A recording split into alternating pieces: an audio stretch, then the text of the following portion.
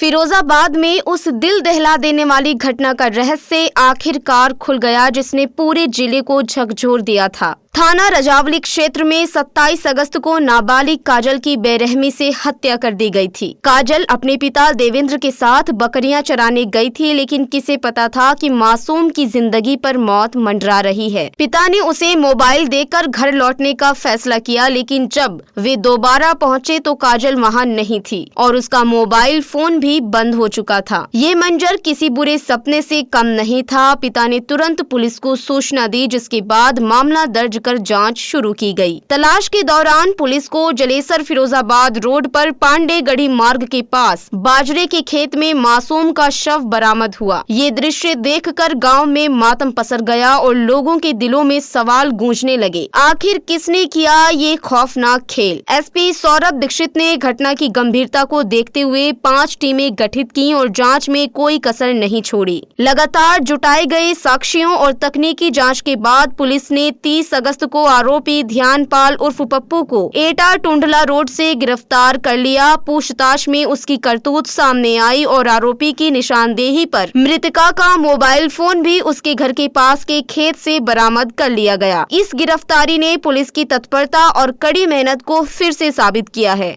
में एक बच्ची की बालिका की हत्या हुई थी, किस तरह का अनावरण किया गया?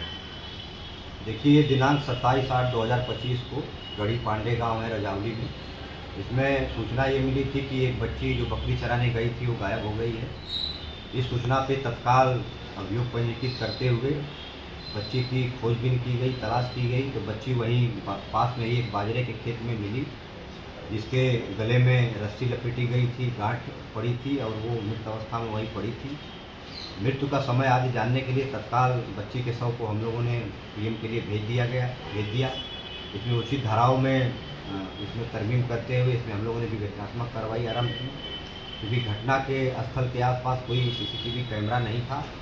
तो इसमें टाइमिंग फिक्स करते हुए इसमें हम लोगों ने विवेचनात्मक कार्रवाई आगे बढ़ाई, जांच पड़ताल आगे बढ़ाई। इसमें कम से कम 10 से 15 लोगों का हम लोगों ने गाँव के ही लोगों का बयान लिया, रास्ते से जो गुजरे थे उन लोगों का बयान लिया।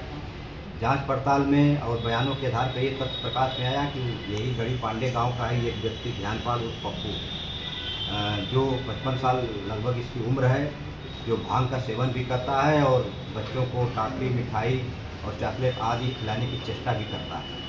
और कई बार ये बच्ची के पास जब वो बकरी चराने जाया करती थी, क्योंकि बच्ची डेली ही बकरी चराने जाती थी लगभग, तो ये बच्ची के पास कई बार बैठा हुआ देखा भी गया है। और जिस दिन घटना हुई थी उस दिन भी ये बच्ची के पास मोबाइल देखते और दिखाते हुए देखा गया है। इस सूचना पे इसकी तलाश की गई, ध्यानपाल उस पप्पू की ये मिला, इससे कड़ाई से पूछताछ की गई तो इसने पूरी घटना को किया जाना स्वीकार किया।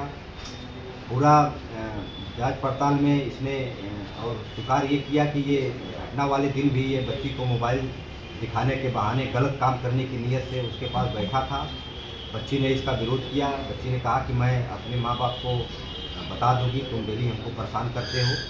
इसने ये कहा बच्ची से कि तुम्हारी बकरियां वहाँ पास के बाजरे के खेत में चली गई हैं, चलो बकरियां तुम्हारे निकलवा दें।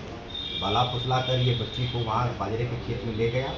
वहाँ बच्ची को गिरा के गला इसका हाथ से दबा दिया। बच्ची अचेत हो गई, हाथ पाँव चलाना बंद कर दी। बाहर ये निकला 10 मीटर बाजरे के खेत के बाहर जो कच्चा रास्ता, वहाँ एक रस्सी पड़ी थी। उसी रस्सी से दोबारा इसने बच्ची का गला कसकर 2 गांठ भी लगाई, ये सुनिश्चित करने के लिए किसी भी दशा में ये बच्ची जिंदा न रहे, ताकि ये कोई बात परिजनों को या अन्य लोगों को न बता सके। उसके बाद ये बच्ची का मोबाइल लेकर वहाँ से फरार हो गया और घर के पीछे जो कूड़ा है वहाँ मोबाइल तोड़ के इसने वहाँ फेंक दिया। इसमें क्योंकि घटना की टाइमिंग बहुत महत्वपूर्ण थी, इन्हीं सब बातों को ध्यान में रखते हुए एसएसपी सर ने 5 टीमों का गठन किया था घटना के अनावरण के लिए। घटना का सफल अनावरण कर लिया गया है। साथ ही साथ जो मोबाइल बच्ची की थी वो भी इसकी निशानदेही पे वहीं कूड़े के पास से बरामद कर लिया गया है। इसमें जो रस्सी मिली है बच्ची के गले में मिली थी, उसको हम लोग फोरेंसिक जांच पड़ताल के लिए भेज रहे हैं। इसमें डीएनए की कार्रवाई की जाएगी, डीएनए सैंपलिंग की। इसमें क्योंकि 5 टीमों का गठन किया गया था घटना के अनावरण के लिए, एसओ नारखी ने इसमें घटना के अनावरण के लिए विशेष भूमिका निभाई। इसमें पूरी टीम को एसएसपी सर ने 25,000 रुपये का इसमें इनाम प्रदान किया है। फिलहाल इसको हम लोग अभियुक्त को जेल भेज रहे हैं। इसमें आगे की जो भी आवश्यक वैधानिक कार्रवाई होगी